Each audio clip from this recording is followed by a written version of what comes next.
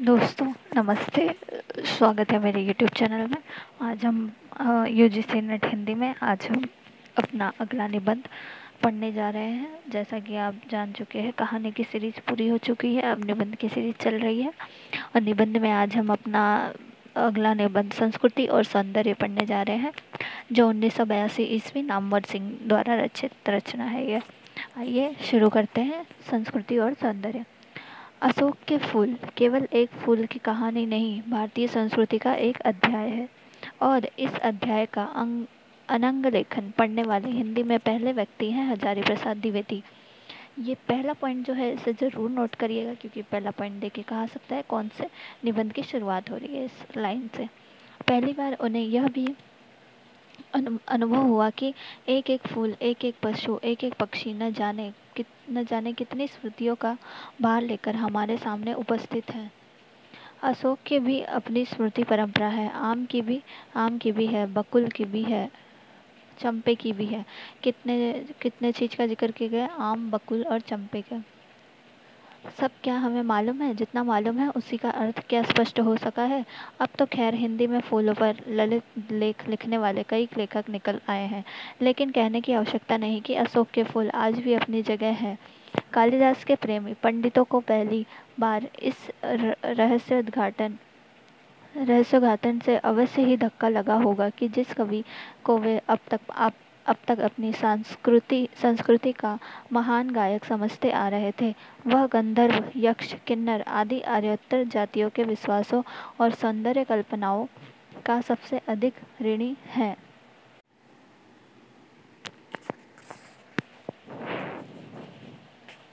वैसे तो भारत को महामानव सागर कहने वाले रविंद्रनाथ ठाकुर, देखिए ये पूछा जा सकता है कि महामानव सागर कहने वाले कौन है? रविंद्रनाथ ठाकुर है। किसको? भारत को। ठाकुर एक अरसे से यह बतलाते आ रहे थे कि जिसे हम हिंदू रीति नीति कहते हैं, वह अनेक आर्य और आर्यतर उपदानों का मिश्रण है। किंतु यही संदेश अशोक के फूल के माध्यम से आया तो उसकी चोट कुछ और ही थी। क्या इसलिए कि यह मनोजन्मा कंदर्प के धनुष से छूटा है? फूल की मार कितनी गहरी हो सकती है, इसका एहसास करने के लिए अशोक के फूल के ये दो वाक्य काफ़ी हैं। देश और जाति की विशुद्ध संस्कृति केवल बात की बात है। सब कुछ में मिलावट है, सब कुछ अविशुद्ध है। और सच कहा जाए तो आर्य संस्कृति की शुद्धता के अहंकार पर चोट करने के लिए ही अशोक के फूल लिखा गया है, प्रकृति वर्णन करने के लिए नहीं। यह निबंध द्विवेदी जी के शुद्ध पुष्प प्रेम का प्रमाण नहीं, बल्कि संस्कृति दृष्टि का अनूठा दस्तावेज है। अब तो भारत की सामाजिक संस्कृति की दिन रात माला जपने वाले बहुतेरे हो गए हैं। दिनकर जी ने तो संस्कृति के 4 अध्याय नाम से एक विशाल ग्रंथ ही लिख डाला। देखिए इस निबंध में ये भी पूछा जाता है किन किन निबंधकारों का जिक्र आया, तो दिनकर जी के संस्कृति के 4 अध्याय का जिक्र आया है। नाम से एक विशाल ग्रंथ लिख डाला। किंतु जैसा कि अज्ञे ने लिखा है, अज्ञे के भी नाम आया है, नोट करिएगा। अज्ञे ने लिखा है, काव्य की बर्तन में तो दिनकर शुद्ध काव्य की खोज में लगे थे। किसने कहा है? अज्ञे ने लिखा है। लेकिन संस्कृति की खोज में उनका आग्रह मिश्र संस्कृति पर ही खोज में लगे थे। लेकिन संस्कृति की मिश्रता को ही उजागर करने का प्रयत्न है, उसकी संग्राहकता को नहीं। ठीक है, ये संस्कृति के कार्य को उजागर करना है, उन्होंने कहा है। किसने कहा है? अज्ञे ने। किसके बारे में? दिनकर जी के बारे में। उसका कोई संग्रह नहीं बनाना है हमें। ठीक है। संस्कृति का चिंतन करने वाले किसी भी विद्वान के सामने यह बात स्पष्ट होनी चाहिए कि संस्कृतियाँ प्रभाव ग्रहण करती हैं, अपने अनुभव को समृद्धतर बनाती हैं, लेकिन यह प्रक्रिया मिश्रण की नहीं है। संस्कार नाम की इस बात को स्पष्ट कर देता है। यह मानना कठिन है कि संस्कृति की यह परिभाषा दिनकर की जानी हुई नहीं थी। उनका जीवन भी कहीं उस मिश्रता को स्वीकार करता नहीं जान पड़ता था जिसकी वकालत उन्होंने की। तब क्या यह संदेश संगत नहीं कि उनकी अवधारणा एक वकालत ही थी, दृष्टि का उन्मेष नहीं? और अगर वकालत ही थी तो उनका मुवक्किल क्या समकालीन राजनीति का एक पक्ष ही नहीं था, जिसके सांस्कृतिक कर्णधार स्वयं भी मिश्रता का सिद्धांत नहीं मानते थे, लेकिन अपनी स्थिति दृढ़तर बनाने के लिए उसे अपना रहे थे? स्मृति लेखा पृष्ठ नंबर 118 अज्ञे की स्मृति लेखा से। इस मिश्र संस्कृति की राजनीति राजनीति से द्विवेदी जी कितने अलग थे, इसका प्रमाण यह है कि स्वाधीनता प्राप्ति के बाद जब से राष्ट्रीय स्तर पर अनुमोदित और प्रोत्साहित नीति के रूप में सामासिक संस्कृति का बोलबाला हुआ, द्विवेदी जी ने इस विषय पर लिखना लगभग बंद कर दिया। स्पष्ट है कि वे मिश्र संस्कृति के वकील न थे और न एक वकील की तरह अपने पक्ष के लिए इतिहास से तथ्य बटोरने ही गए थे। उन्होंने तो उस अनुभूति को वाणी दी जो अपने अतीत के साहित्य को पढ़ते और कलाकृतियों को देखते समय अंतर्तम में उठी थी। और इस बात से तो संभवतः अज्ञे भी इनकार न करेंगे कि द्विवेदी जी के लिए वह एक अमूर्त बौद्धिक अवधारणा नहीं थी, बल्कि दृष्टि का उन्मेष था। इसलिए अब जब द्विवेदी जी कहते हैं कि सब कुछ कौन कहता है? द्विवेदी जी क्या कहते हैं? सब कुछ अविशुद्ध है, तो तुरंत बाद यह भी जोड़ते हैं कि शुद्ध है केवल मनुष्य की जिजीविषा। सब कुछ अविशुद्ध है, लेकिन शुद्ध कौन है? मनुष्य की जिजीविषा। कौन कहता है? हजारी प्रसाद द्विवेदी। वह गंगा की अबाधित अनाहत धारा के समान सब कुछ को हजम करने के बाद भी पवित्र है। इस संदर्भ में उल्लेखनीय है कि अज्ञेय जहाँ संस्कृति की केवल संग्राहकता की हिमायत करते हैं, वहाँ द्विवेदी जी त्याग का जिक्र करना नहीं भूलते। किसका जिक्र है? अज्ञेय जहाँ संस्कृति की केवल संग्राहकता की हिमायत करते हैं, वहाँ द्विवेदी जी त्याग का जिक्र करना नहीं भूलते। किसका कथन है? नामवर सिंह का। अशोक के फूल में ही उसी अनुच्छेद क्या कह रहे हैं? अशोक के फूल में ही उसी अनुच्छेद के अंतर्गत एक दृष्टा की तरह मानव जाति की दुर्दम निर्मम धारा के हजारों वर्ष का साफ देखते हुए वे कहते हैं, मनुष्य की जीवनी शक्ति बड़ी निर्मम है। वह सभ्यता और संस्कृति के वृथा मोह को रौंदती चली आ रही है। न जाने कितने धर्माचारों, विश्वासों, उत्सवों और व्रतों को धोती बहाती यह जीवन धारा आगे बढ़ी है। संघर्षों से मनुष्य ने एक नई शक्ति पाई है। हमारे सामने समाज का आज जो रूप है वह न जाने कितने ग्रहण और त्याग का रूप है। इसलिए द्विवेदी जी के सामने योजनाबद्ध रूप से एक मिश्र संस्कृति तैयार करने की समस्या नहीं है। समस्या यह है कि आज हमारे भीतर जो मोह है, संस्कृति और कला के नाम पर जो आसक्ति है, धर्माचार और सत्यनिष्ठा नाम पर जो जड़िमा है, उसे किस प्रकार ध्वस्त किया जाए, यह कथन दे के पूछा जा सकता है कि ये कौन से निबंध से है। तो इसे आप ज़रूर ध्यान से रखें। वह कभी कभी ये कंफ्यूज भी हो सकता है, कहीं ये दिनकर के संस्कृति के 4 अध्याय से तो नहीं, लेकिन आप इसे नोट कर लें। लाइन बाय लाइन आपको इसलिए पढ़ा रही हूँ ताकि आप पॉइंटर्स को नोट कर लें। इस दृष्टि से यदि दिनकर की मिश्र संस्कृति की एक राजनीतिक है जो अज्ञेय की संस्कार धर्मी संग्राहक संस्कृति भी किसी और राजनीति के अनुषंग से बच नहीं जाती। जब वे कहते हैं कि कौन कहता है? अज्ञेय। जब वे कहते हैं कि संस्कृतियाँ प्रभाव ग्रहण करती हैं, अपने अनुभव को समृद्धतर बनाती हैं, तो उसमें एक मूल संस्कृति आकस्मिक नहीं है कि अज्ञेय द्वारा स्थापित वत्सल नदी की हीरानंद शास्त्री स्मारक व्याख्यानमाला के प्रथम आयोजन में प्रकाशित भारतीय परंपरा के मूल स्वर में डॉक्टर गोविंद चंद्र पांडे भी लगभग कौन है? डॉक्टर गोविंद चंद्र पांडे प्रथम आयोजन में प्रकाशित। किसके प्रथम आयोजन? अज्ञेय द्वारा स्थापित वत्सल निधि की हीरानंद शास्त्री स्मारक व्याख्यानमाला के प्रथम आयोजन में प्रकाशित। क्या प्रकाशित? भारतीय परंपरा के मूल स्वर में। गोविंद चंद्र पांडे भी लगभग ऐसे ही शब्दों में सामाजिक संस्कृति का विरोध करते हैं। कौन करता है? गोविंद चंद्र पांडे। डॉक्टर पांडे यह स्वीकार करते हैं कि विज्ञान प्रविधि और भौतिक उत्पादों के स्तर पर नाना समाजों में आदान प्रदान अनायास और चिर परिचित है और इन साधनों का उपयोग समाज को प्रभावित करता है, किंतु इसके साथ ही वे यह भी जानते हैं कि अतक्य भावों, अनुभूतियों और आध्यात्मिक उपलब्धियों के स्तर पर संस्कृतियों का वास्तविक मिलन अत्यंत कठिन होता है। कुल मिलाकर इस विमर्श का निष्कर्ष यह है कि भारतीय संस्कृति की तथाकथित सामासिकता वास्तव में सभ्यता के क्षेत्र में ही लागू होती है और इस क्षेत्र में वह भारत की कोई विशेषता नहीं है। सवाल यह है कि सभ्यता और संस्कृति की जिन दो यूरोपीय अवधारणाओं को डॉक्टर पांडे ने भारत के संस्कृति के विवेचन के लिए अपनाया है, उनका संबंध सभ्यता से है या संस्कृति से। भारत की संस्कृति के विवेचन के आदान प्रदान यदि सभ्यता की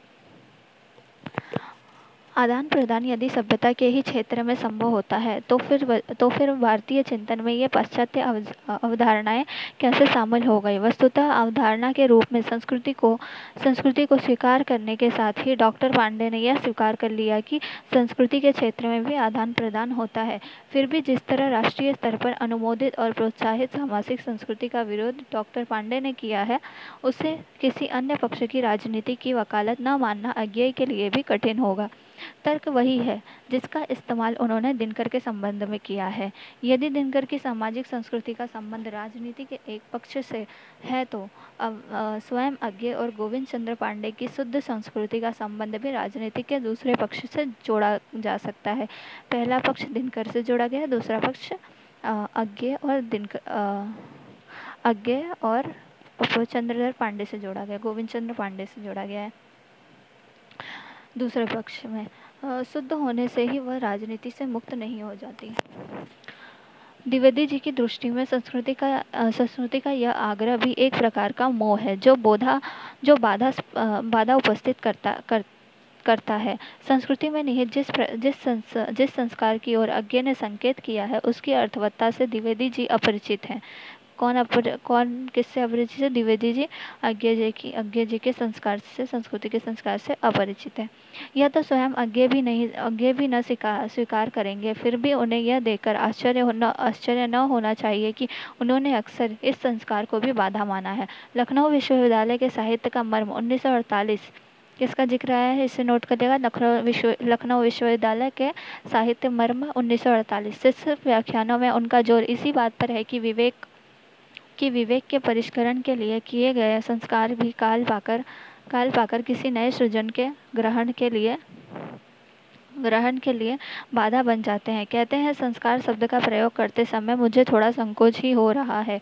संस्कार शब्द अच्छे अर्थ में ही प्रयुक्त होता है, परंतु मनुष्य स्वभाव से ही प्राचीन के प्रति श्रद्धापरायण होता है और प्राचीन काल से संबंध होने के कारण कुछ ऐसी धारणाओं को श्रद्धा की दृष्टि से देखने लगता है जो जब शुरू हुई होंगी तो निश्चय ही उपयोगी रही होंगी, परंतु बाद में उनकी उपयोगिता घिस गई और वे रूढ़ि मात्र रह गई। ऐसे संस्कार सब समय बृहत्तर मानवपट भूमिका पर खरे नहीं उतरते। इन कालागत संस्कारों की चर्चा करने के बाद वे उन दशगत और जातिगत संस्कारों की ओर भी संकेत करते हैं जो अन्य देश और अन्य जाति के विश्वासों पर आधारित साहित्य को समझने में बाधक होते हैं। प्रसंग यद्यपि साहित्य का है, फिर भी संस्कार की यह भूमिका संस्कृति के क्षेत्र में भी स्वीकार की जा सकती है।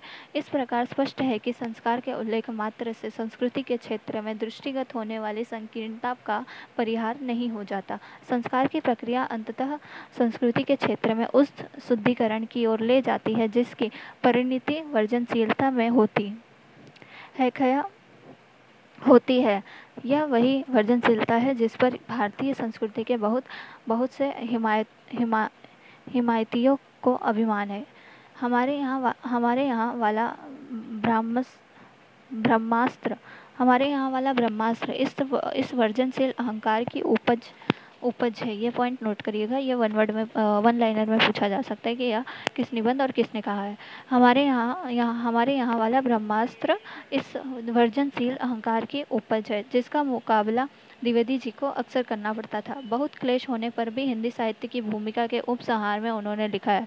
देखिए, ये यहाँ से नोट करिएगा कि बहुत क्लेश करने के बाद भी हिंदी साहित्य की भूमिका हजारी प्रसाद द्विवेदी की किताब है, जिसके उपसंहार में उन्होंने क्या लिखा है।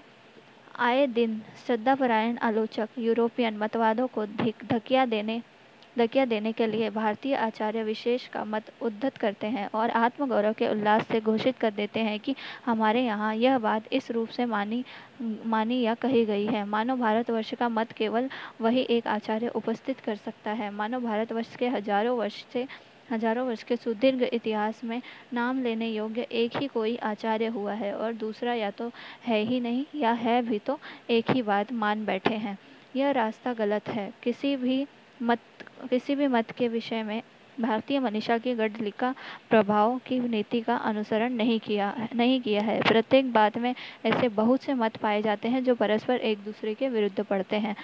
किसने कहा है? हजारी प्रसाद द्विवेदी ने। किसमें? हिंदी साहित्य की भूमिका में, उपसंहार में, न कि उपसंहार में लिखा है।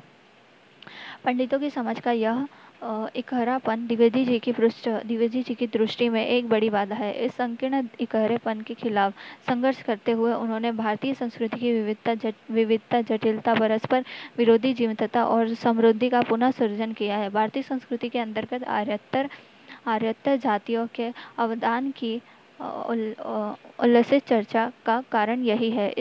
यदि इस प्रयास में कहीं आर्य श्रेष्ठता के अहंकार को ठेस लगती है तो द्विवेदी जी इस बात से चिंतित नहीं दिखते।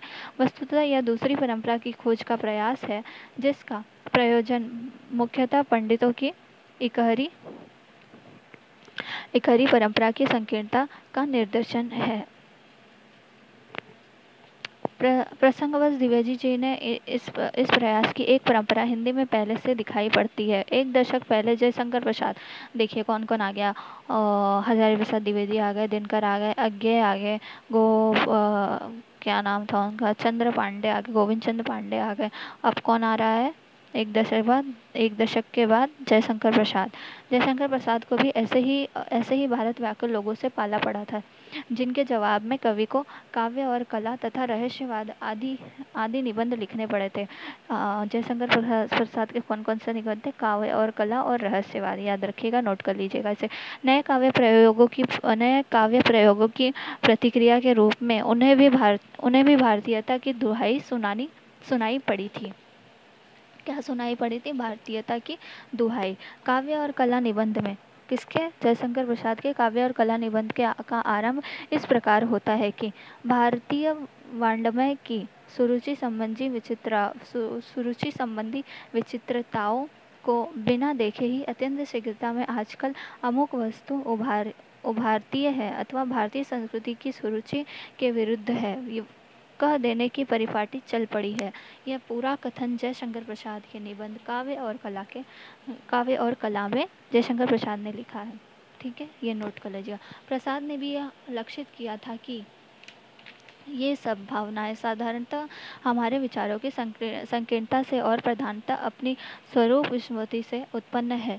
यह संकीर्णता और स्वरूप विस्मृति अपनी परंपरा के ऐतिहासिक और वैज्ञानिक विवेचन से ही दूर हो सकती है, किंतु प्रसाद ने अनुभव किया कि इसका ऐतिहासिक और वैज्ञानिक विवेचन होने की संभावना जैसे पाश्चात्य साहित्य में है वैसी भारतीय साहित्य में नहीं। उनके पास अरस्तु से लेकर वर्तमान काल तक ही सौंदर्यानुभूति संबंधी विचारधारा का क्रम विकास और प्रतीकों के साथ साथ उनका इतिहास तो है ही।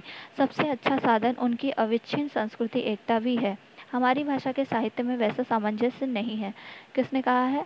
नामवर सिंह। क्या कहते हैं? हमारी भाषा के साहित्य में वैसा सामंजस्य नहीं है। बीच बीच में इतने अभाव या अंधकार काल है कि उनमें कितनी ही विरुद्ध संस्कृतियां भारतीय रंगस्थल पर अवतीर्ण और लोप होती दिखाई देती हैं, जिन्होंने हमारी सौंदर्यानुभूति के प्रतीकों को अनेक प्रकार से विकृत करने का ही उद्योग किया है।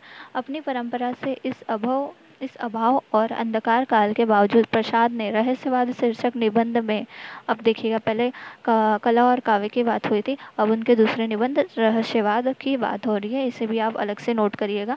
दोनों कथन पूछे जा सकते हैं और किसका निबंध कौन सा है ये भी पूछा जा सकता है। तो बावजूद प्रसाद के रहस्यवाद शीर्षक निबंध में सौंदर्यानुभूति की परंपरा को पुनः निर्मित करने का प्रयास किया गया है। तो ये पूछा जा सकता है कि सौंदर्यानुभूति की परंपरा को पुनः निर्मित करने का प्रयास किस निबंध में कहा गया है और किसका निबंध है? तो जयशंकर प्रसाद का रहस्यवाद निबंध है, जिसमें सौंदर्यानुभूति की परंपरा को पुनः निर्मित करने का प्रयास किया गया है। इस परंपरा का आरंभ भी ऋग्वेद से होता है। तो सौंदर्यानुभूति को पुनः निर्मित करने का आरंभ कहाँ से होता है? ऋग्वेद से।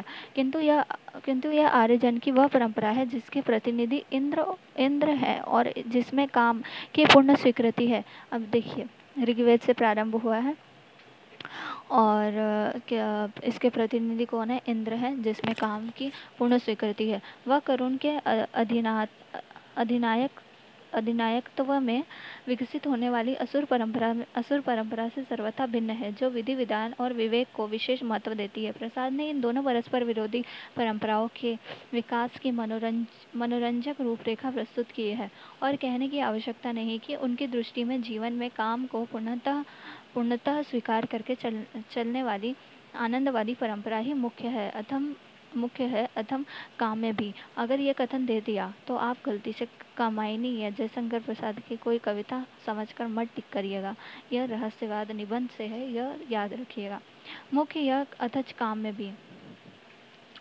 किसी प्रकार की प्रतिक्रिया प्राप्त न होने के कारण यह कहना कठिन है कि द्विवेदी जी प्रसाद द्वारा निरूपित आनंदवादी परंपरा से किस हद तक परिचित थे, किंतु तत्वतः यह वही परंपरा है जिसका श्रेय है गंधर्व, नाग, द्रविड़ आदि किन तीन चीजों का जगह गंधर्व, नाग, द्रविड़ आदि आर्योत्तर जातियों को देते हैं। विचार और वितर्क किसका है? हजारी प्रसाद द्विवेदी 1945 में। विचार और वितर्क में संकलित अपने एक आरंभिक निबंध हमारी संस्कृति और साहित्य के संबंध में लिखा है कि किसने लिखा है? हजारी प्रसाद द्विवेदी ने। याद से विचार और वितर्क का एक निबंध संग्रह है, जिसमें हजारी प्रसाद द्विवेदी का निबंध है हमारी संस्कृति और साहित्य का संबंध। उसमें उन्होंने लिखा है कि सबसे अधिक आर्योत्तर संस्रव साहित्य और ललित कलाओं के क्षेत्र में हुआ है।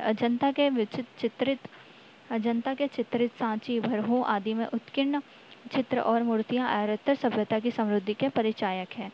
महाभारत और कालिदास के काव्यों की तुलना करने में जान पड़ेगा कि दोनों दो चीजें हैं।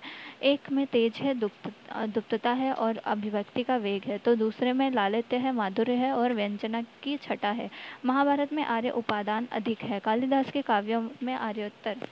जिन लोगों ने भारतीय शिल्प शास्त्र का अनुशीलन किया है वे जानते हैं कि भारतीय शिल्प में कितने आर्योत्तर उपादान हैं और काव्य तथा नाटकों में उनका कैसा अद्भुत प्रभाव पड़ा है। पता चला है कि सांची, भरहूत आदि के चित्रकार यक्षों और नागों की पूजा करने वाली एक सौंदर्य प्रिय जाति थी। किसकी पूजा करने वाली? नागों की पूजा करने वाली। और पता चला है कि किसके? सांची, भरहूत आदि के चित्रकार यक्षों और नागों की पूजा करने वाली की सुंदर जाति है, जो संभवतः उत्तर भारत से लेकर असम तक फैली हुई थी। कहाँ से कहाँ तक वह जाति फैली हुई थी? नागों की पूजा करने वाली सब उत्तर भारत से लेकर असम तक फैली हुई थी। बहुत सी ऐसी बातें कालिदास आदि कवियों ने इस सौंदर्य प्रेमी जातियों से ग्रहण की जिनका पता आर्यों को न था। कामदेव और अप्सराएं उनकी देव देवियां हैं।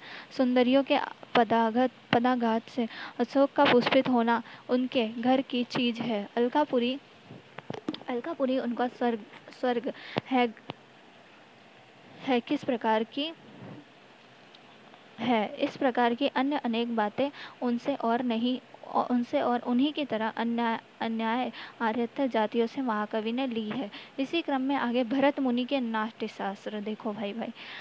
सबसे पहले किसका जिक्र हुआ था? हजारी प्रसाद द्विवेदी, फिर दिनकर, फिर अज्ञय, फिर गोविंद चंद्र पांडे, फिर हमारे जयशंकर प्रसाद, अब आ रहे हैं भरत मुनि।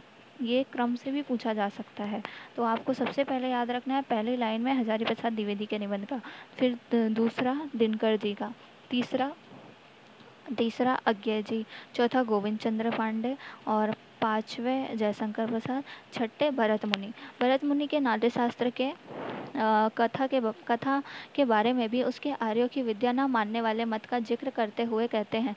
शुरू में एक कथा में बताया गया है कि ब्रह्मा ने नाट्य वेद नामक पांचवें वेद की सृष्टि की थी।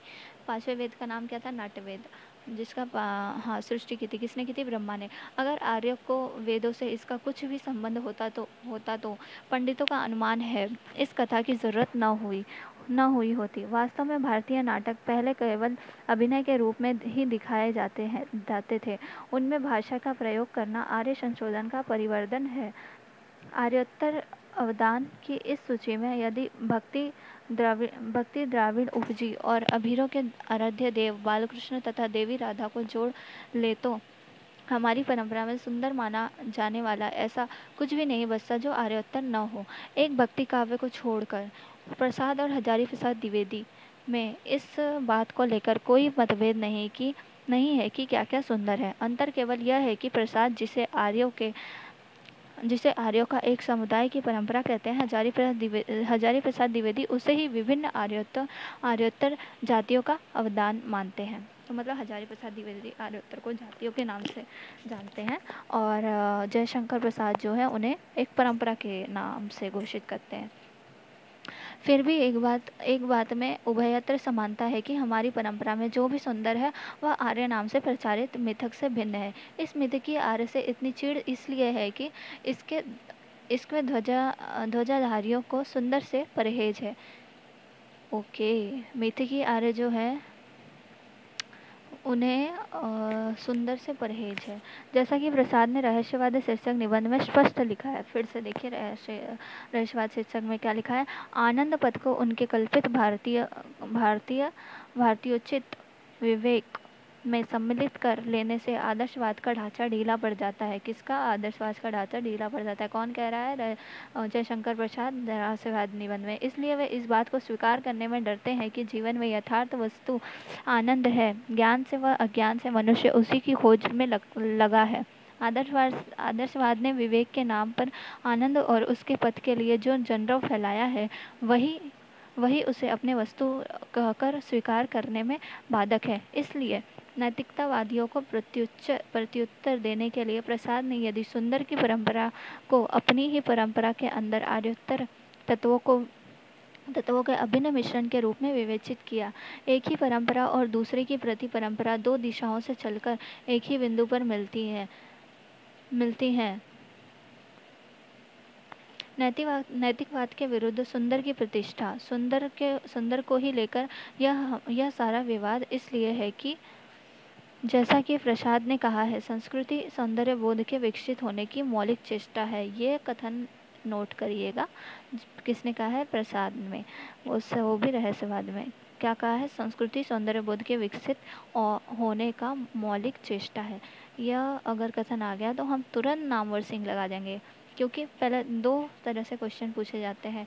नामवर सिंह के निबंध में यह किसने कहा है ऐसे पूछा जा सकता है, या फिर यह किस निबंध से पूछा गया है यह भी कहा जा सकता है। जब किस निबंध से पूछा गया है तो हमें संस्कृति और सौंदर्य लिखना है, और अगर पूछे संस्कृति और सौंदर्य में किस निबंधकार का जिक्र करके यह कहा गया है तो हमें जयशंकर प्रसाद चूज करना है। तो संस्कृति और सौंदर्य बोध के विकसित होने की मौलिक चेष्टा है।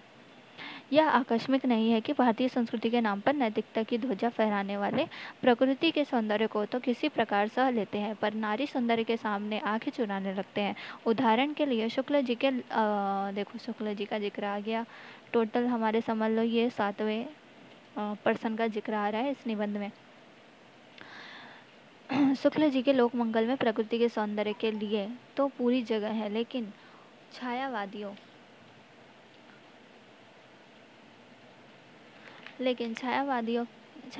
की कौन कहे। स्वयं विद्यापति और सुर जैसे भक्त कवियों का नारी सौंदर्य भी ग्राह्य नहीं है। शुक्ल आ गए, विद्यापति आ गए, सुर भी आ गए। आनंद और माधुर्य को लोक मंगल की सिद्धावस्था का गौरवपूर्ण पद देकर उन्होंने साधनावस्था का मार्ग अपनी ओर से सर्वथा निष्कंटक कर लिया, क्योंकि साधना के मार्ग में माधुर्य से बाधा पहुंचने की आशंका है। संभवतः ऐसे ही पूर्वग्रह का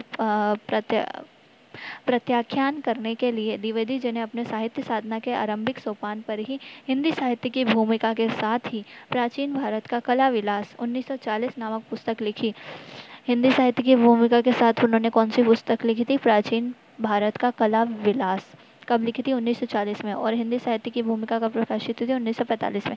नामक पुस्तक लिखी जो आगे चलकर परिवर्धित रूप में प्राचीन भारत के कलात्मक विनोद, पहले किस नाम से लिखी गई थी? प्राचीन भारत का कला विलास। बाद में आगे चलकर उसका नाम क्या हो गया? प्राचीन भारत के कलात्मक विनोद। 1940 में हजारी प्रसाद द्विवेदी नाम से छपी थी। प्राचीन भारत में प्रचलित कलाओं के लगभग 100 संदर्भों का तथ्यात्मक विवरण उपस्थित करने से पहले कलात्मक विनोद में द्विवेदी जी ने आरंभ में यह स्पष्ट कर देना आवश्यक समझा कि विलासिता और कलात्मक विलासिता एक ही वस्तु नहीं है। यह कथन नोट करिएगा, यह कथन देकर डायरेक्ट पूछा जाएगा कि यह किसका कथन है। किसका कथन है? हजारी प्रसाद द्विवेदी का। ठीक है, किस निबंध से? प्राचीन भारत के कलात्मक विनोद से। ठीक है, विलासिता और कलात्मक विलासिता एक ही वस्तु नहीं है। थोथी विलासिता में केवल भूख रहती है। नंगी बुभुक्षा पर कलात्मक विलासिता संयम चाहती है, शालीनता चाहती है, विवेक चाहती है। सो कलात्मक विलास किसी जाति के भाग्य से सदा सर्वदा नहीं जुड़ता। उसके लिए ऐश्वर्य चाहिए, समृद्धि चाहिए, त्याग और भोग का सामर्थ्य चाहिए, और सबसे बढ़कर ऐसा पौरुष चाहिए जो सौंदर्य और सुकुमारता की रक्षा कर सके। परंतु इतना ही काफी नहीं है। उस जाति में जीवन के प्रति ऐसी एक दृष्टि सुप्रतिष्ठित होनी चाहिए जिससे यह पशु सुलभ इंद्रिय वृत्ति को और बाह्य पदार्थों को ही समस्त सुखों का कारण न समझने में प्रवीण हो चुकी हो। उस जाति की ऐतिहासिक और सांस्कृतिक परंपरा बड़ी और उदार होनी चाहिए, और उसमें एक ऐसा कौलीन्य गर्व होना चाहिए जो आत्ममर्यादा को समस्त दुनिया की सुख सुविधाओं से श्रेष्ठ समझता हो और जीवन के किसी भी क्षेत्र में असुंदर को बर्दाश्त न कर सकता हो। जो जाति सुंदर की रक्षा और सम्मान करना नहीं जानती, वह विलासी भले ही हो ले, पर कलात्मक विलास उसके भाग्य में नहीं बदा होता। संक्षेप में यह उस सौंदर्य बोध की संस्कृति है जिसका अत्यंत संवेदनशील और सूक्ष्म वर्णन कलात्मक विनोद के बाद के पृष्ठों से मिलता है। या फिर बाणभट्ट की आत्मकथा। अब सुर आ गए और विद्यापति आ गए।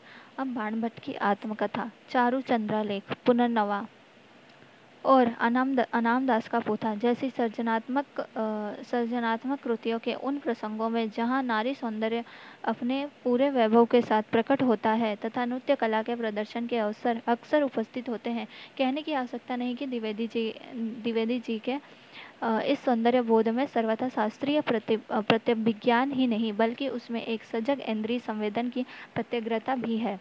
रूप, शोभा, सुषमा, सौभाग्य, चारुता, लालित्य, लावण्य आदि का ऐसा सूक्ष्म परिज्ञान और संवेदन हिंदी में दुर्लभ ही है। इस सौंदर्य बोध को सामंती संस्कृति का पर्याय समझ लिए जाने का भ्रम न हो, इसलिए मेघदूत एक पुरानी कहानी 1957 से पूर्व मेघ के पुष्पावली मुखानम वाले 26वें छंद पर द्विवेदी जी की व्याख्या का एक अंश प्रस्तुत है।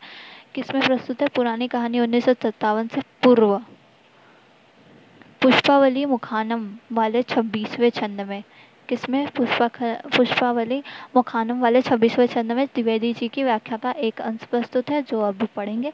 जो संपत्ति परिश्रम से नहीं अर्जित की जाती और जिसके संरक्षण के लिए मनुष्य का रक्त पसीने में नहीं बदलता, वह केवल कुत्सित रुचि को प्रश्रय देती है। सात्विक सौंदर्य वहाँ है जहाँ चोटी का पसीना एड़ी तक आता है और नित्य समस्त विकारों को धोता रहता है। पसीना बड़ा पावक तत्व है मित्र। जहाँ इसकी धारा रुद्ध हो जाती है, वहाँ कलुष और विकार जमकर खड़े हो जाते हैं। विदिशा के प्रच्छन्न विलासियों में यह पावनकारी तत्व नहीं है। उनके चेहरों पर सात्विक तेज और उल्लसित करने वाली दीप्ति नहीं रह गई है। इसलिए मैं सलाह देता हूँ कि विश्राम करके आगे बढ़ना, क्योंकि प्रातःकाल निचली पहाड़ी के इर्द गिर्द तुमको मनुष्य की सात्विक शोभा दिखाई देगी। वहाँ सवेरे सूर्योदय के साथ ही साथ तुम श्रम जल स्नात नारियों की दिव्य शोभा देख सकोगे। नागरिक लोगों के आनंद और विलास के लिए कृषकों ने फूलों के अनेक बगीचे लगा रखे हैं। प्रातःकाल कृषक वधुएं फूल चुनने के लिए इन पुष्पोद्यानों में आ जाती है। उन प्रदेश में इन्हें पुष्पावली कहते हैं। क्या कहते हैं? पुष्पावली अर्थात फूल चुनने वाली। ये पुष्पवलियाँ घर का कामकाज समाप्त करके उद्यानों में आ जाती हैं और मध्याह्न तक फूल चुनती रहती हैं। सूर्य के ताप से इनका मुखमंडल ग्लान हो उठता है। गंडस्थल से पसीने की धारा बह चलती है और इस स्वेद धारा के निरंतर स्पर्श से उनके कानों के आभरण रूप में विराजमान नीलकमल मलिन हो उठते हैं। दिन भर की तपस्या के बाद वे इतना कमा लेती हैं कि किसी प्रकार उनकी जीवन यात्रा चल सके, परंतु तुमको यही सात्विक सौंदर्य के दर्शन होंगे। उनके दीप्त मुखमंडल पर शालीनता का तेज देखोगे। उनकी भरू भंग विलास से अपरिचित आंखों में सच्ची लज्जा के भार का दर्शन कर पाओगे और उनके उत्फुल्ल अधरों पर स्थिर भाव से विराजमान पवित्र स्मित रेखा को देखकर तुम समझ सकोगे कि शुचि स्मिता किसे कहते हैं। इस पवित्र सौंदर्य को देखकर तुम निचली पहाड़ी की उद्गाम और जनमद विलास लीला को भूल जाओगे। वहाँ तुम संचय का विकार देखोगे और यहाँ आत्मदान का सहज रूप। पुष्पावली का यह श्रम जल स्नात सौंदर्य कालिदास का नहीं, द्विवेदी जी की कालिदास का सौंदर्य है क्लासिकी परंपरा से फूटती हुई आधुनिकता।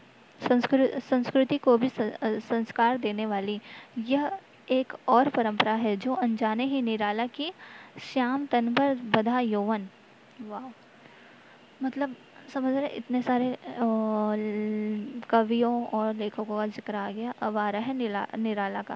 निराला के श्याम तन पर बंधा यौवन वाली वह तोड़ती पत्थर से जुड़ जाती है। उनके दो कविताएं हैं, एक तो श्याम तन भर बंधा यौवन और वह तोड़ती पत्थर से जुड़ जाती है। इसलिए जो लोग द्विवेदी जी के सौंदर्य संस्कार को रविंद्रनाथ के शांति निकेतन की देन बतलाते हैं वे सिर्फ आधी बात कहते हैं। शांति निकेतन में चारों ओर संगीत और कला का जो वातावरण था उसने निश्चय ही द्विवेदी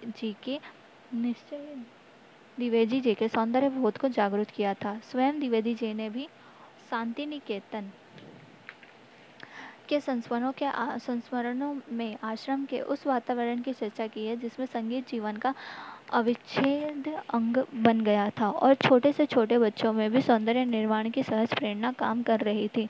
फिर भी उनके अपने सौंदर्य प्रेम का एक बहुत बड़ा स्रोत अपना लोक संस्कार था।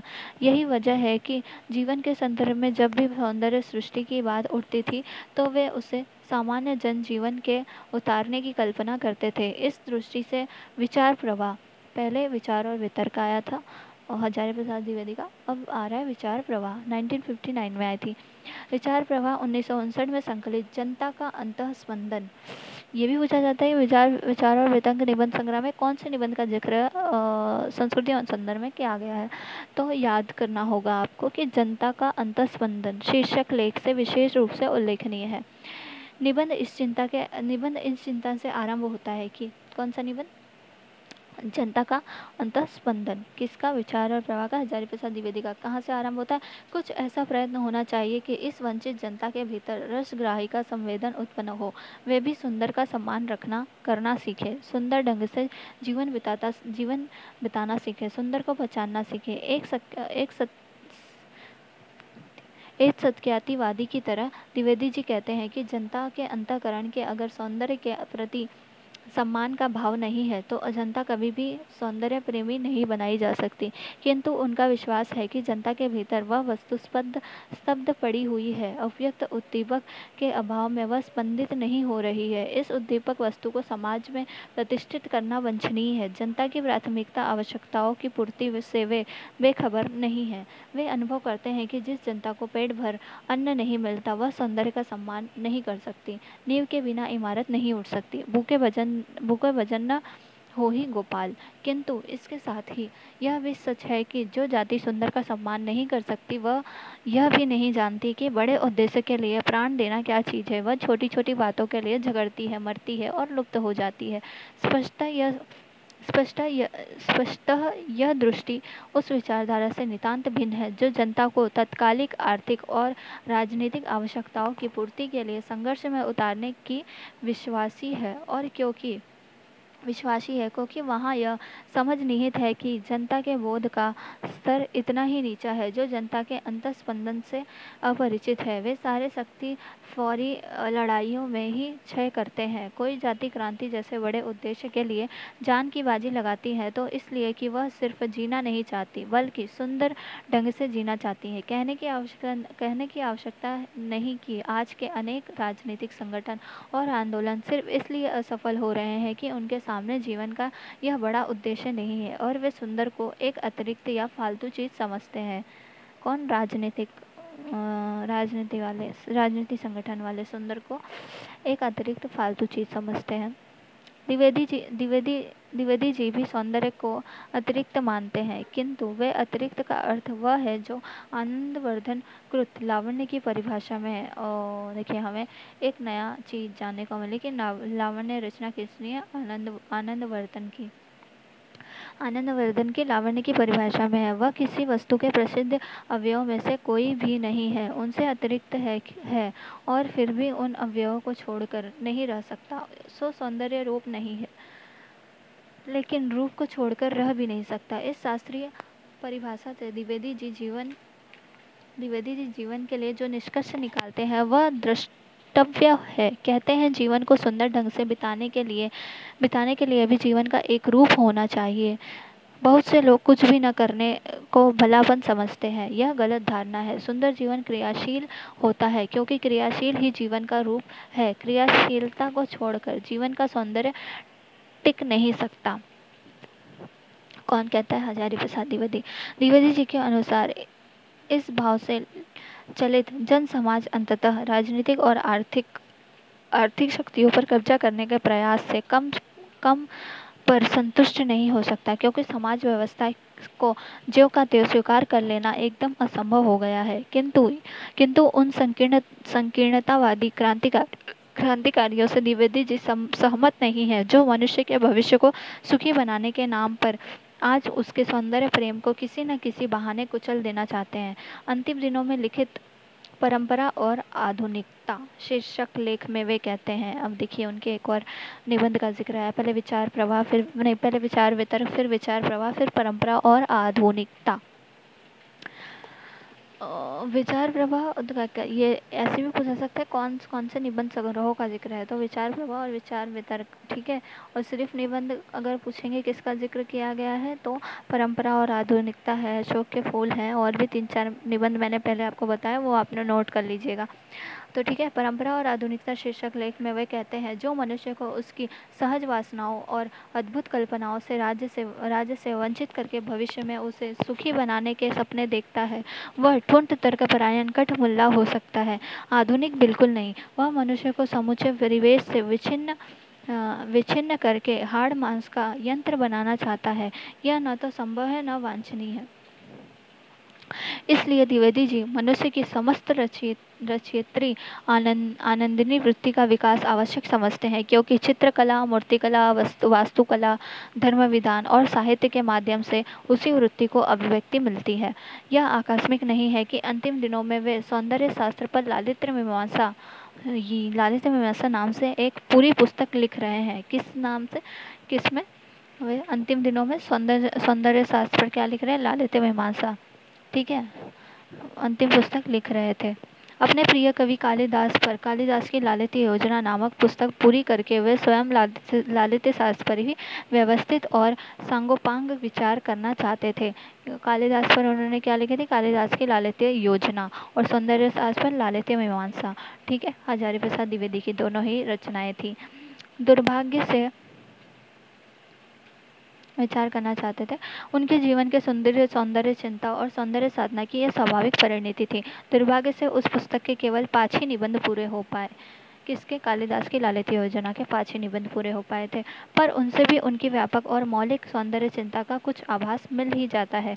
उन्हें इस तथ्य का एहसास है कि भारतवर्ष में इस प्रकार के किसी अलग शास्त्र की कल्पना नहीं की गई है, परंतु काव्य, शिल्प, चित्र, मूर्ति, संगीत, नाटक आदि की आलोचना के प्रसंग में और विविध आगमों में चरम सुंदर तत्व की महिमा बताने के बहाने इसकी चर्चा अवश्य होती रही है। इसलिए अपनी इस छिन्न किंतु समृद्ध परंपरा के आधार पर ही उन्होंने लालित्य चिंतन के भवन निर्माण का प्रयास किया है। इस प्रयास का पहला सूत्र, अब उनके कई सूत्र हैं, यह आप नोट करिए। किसके? हजारी प्रसाद द्विवेदी के। इस प्रयास का पहला सूत्र है किसके? लालित्य चिंतन के लिए उन्होंने जो भाव निर्माण किया था, जिसमें उन्होंने पहला सूत्र बताया कि वे सौंदर्य को सौंदर्य न कहकर लालित्य कहना चाहते थे। पहले सूत्र में क्या कह रहे हैं कि वो सौंदर्य को सौंदर्य न समझकर लालित्य कहना चाहते थे, क्योंकि प्राकृतिक सौंदर्य से भिन्न किंतु उसके समानांतर चलने वाली मानव रचित सौंदर्य है, उनकी दृष्टि में विशेष महत्वपूर्ण है। लालित्य वह इसलिए कि मानव द्वारा ललित है। सौंदर्य की इस मानवतावादी धारणा का स्रोत द्विवेदी जी ने अपनी परंपरा से ही ढूंढ निकाला। वह स्रोत है भरत मुनि के नाट्यशास्त्र का। ठीक है। नाट्यशास्त्र में नाटक की उत्पत्ति की जो कथा दी गई है उसके अनुसार देवता नाटक न कर सके और नाटक कर सकने में मनुष्य को ही समर्थ समझा गया, क्योंकि उसमें देवताओं से एक विशिष्ट शक्ति है अनुकरण की। यह किसकी शक्ति है? अनुकरण की। यह नहीं भरत मुनि ने अपने समय में प्रचलित रूपकों में से पूर्णांग सिर्फ नाटक और प्रकरण को ही माना, जहाँ नायक मनुष्य है। क्या है? नायक मनुष्य है। नायक पर विचार करते हुए प्रसंगवश नाट्यशास्त्र के अनुसार मनुष्य ही धीरोदात्त हो सकते हैं, जबकि देवा धीरोदात्तता एवं क्योंकि देव के फलागम के लिए उतावली होती है और धीरोदात्त की भांति धीर भाव से प्रत्याशा में वे नहीं उलझते। इस प्रकार द्विवेदी जी कला सृजन में मनुष्य की महिमा का सबल विवेक भरत मुनि से प्राप्त करते हैं। क्या प्राप्त करते हैं? कला सृजन में मनुष्य की महिमा का जो सबल विवेक है वह भरत मुनि से प्राप्त करते हैं।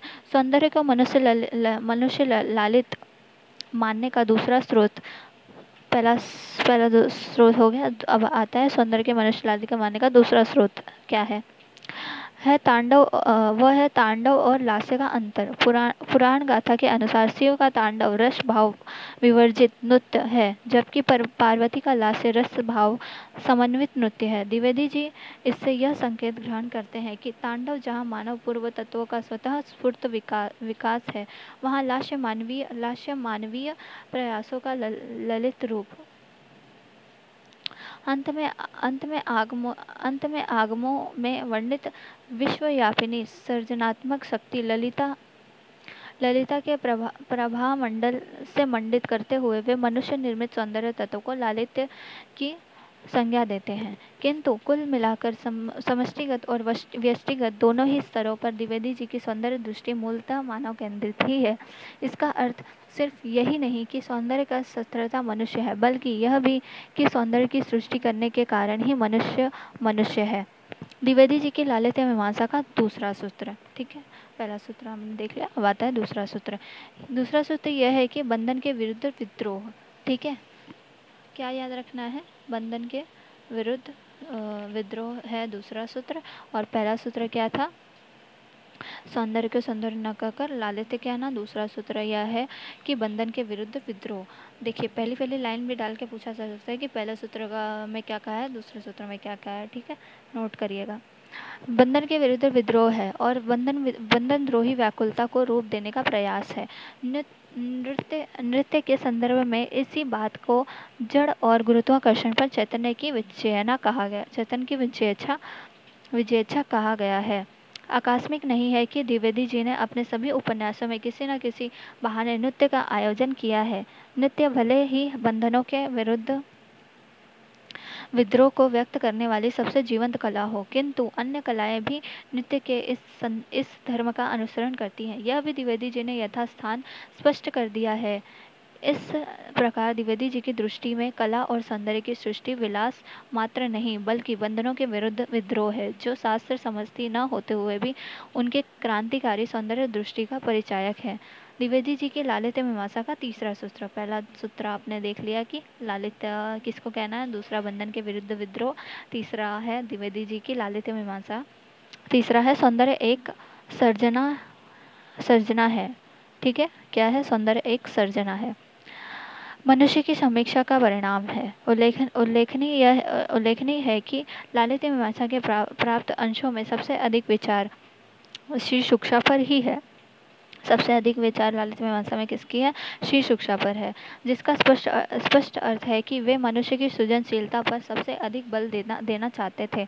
विवेचन की शब्दावली अवश्य पुरानी है और प्राय शैव तथा शाक्त दर्शनों की इच्छा शक्ति और क्रिया शक्ति का सहारा लिया गया है, किंतु अंततः इस आध्यात्मिक शब्दावली के बीच से मनुष्य की वह सृजनात्मक शक्ति ही प्रकाशित होती है जो सौंदर्य, कला और संस्कृति के मूल में मूल में है। इसी सृजनशीलता के संदर्भ में उन्होंने उन रूढ़ियों की भूमिका पर भी विचार किया है जो कलाकार के लिए सब समय बाधक ही नहीं होती, बल्कि कभी कभी साधक या सहायक भी हो जाती हैं। अंत में द्विवेदी जी एक ऐसे समग्र भाव के रूप सौंदर्य की स्थापना करते हैं जो धर्माचरण, नैतिकता आदि सभी प्रकार की अभिव्यक्तियों को छाप कर, सबको अभिभूत करके, सबको अंतर्ग्रथित करके समग्र भाव का प्रकाश करता है। उन्हीं के शब्दों में भाषा में, मिथक में, धर्म में, काव्य में, मूर्ति में, चित्र में बहुधा अभिव्यक्ति मानवीय इच्छा शक्ति का अनुपम विलास ही वह सौंदर्य है जिसकी मीमांसा का संकल्प लेकर हम चले हैं। टोटल 3 सूत्र से और तीनों सूत्र यहाँ समाप्त होते हैं। ठीक है। मीमांसा दुर्भाग्यवश अपूर्ण ही रह गई। कौन सी? लालित्य मीमांसा। पर संकल्प सार्थक है। जनता का अंतःस्पंदन ही नहीं बल्कि अन्य रचनाओं में प्रकाश में लालित्य मीमांसा के सूत्रों को देखे तो संकेत स्पष्ट है। जीवन का समग्र विकास ही सौंदर्य है। क्या है? जीवन का समग्र विकास ही सौंदर्य है। यह सौंदर्य वस्तुतः एक सृजन व्यापार है। इस सृजन की क्षमता मनुष्य के अंतर्निहित है। वह इस सौंदर्य सृजन की क्षमता के कारण ही मनुष्य है। इस सृजन व्यापार का अर्थ है बंधनों से विद्रोह। इस प्रकार सौंदर्य विद्रोह है, मानव मुक्ति का प्रयास है। दोस्तों, यह निबंध यहाँ समाप्त होता है। मिलते हैं अगले निबंध में। आप इस निबंध के पॉइंटर्स अच्छे से नोट करिएगा। अगर हो सके तो इसे परीक्षा से पहले 2 बार ज़रूर सुनिए, क्योंकि एक बार सिर्फ हमें पढ़ने से चीज़ें नहीं समझ आती। हमें ऐसा लगता है कि हाँ पढ़ लिया, हो गया, लेकिन नहीं हो पाता। कम से कम 2 बार या 3 बार, हो सके तो 3 बार करिए, लेकिन कम से कम 2 बार तो पढ़िए ही पढ़िए। और जो मैंने इम्पॉर्टेंट पॉइंट्स पे रोक रोक कर आपको बताए हैं वो ज़रूर नोट करिए, क्योंकि आजकल के प्रश्न नेट में ऐसे बनने लगे हैं जिसकी कोई अपेक्षा भी नहीं करता, लेकिन वो प्रश्न बन जाते हैं। तो इस बात का ध्यान रखें। कल हम अपने अगले निबंध के साथ मिलेंगे। आप इसे लाइक करें, सब्सक्राइब करें और शेयर भी करें अपने दोस्तों के साथ। तब तक के लिए धन्यवाद।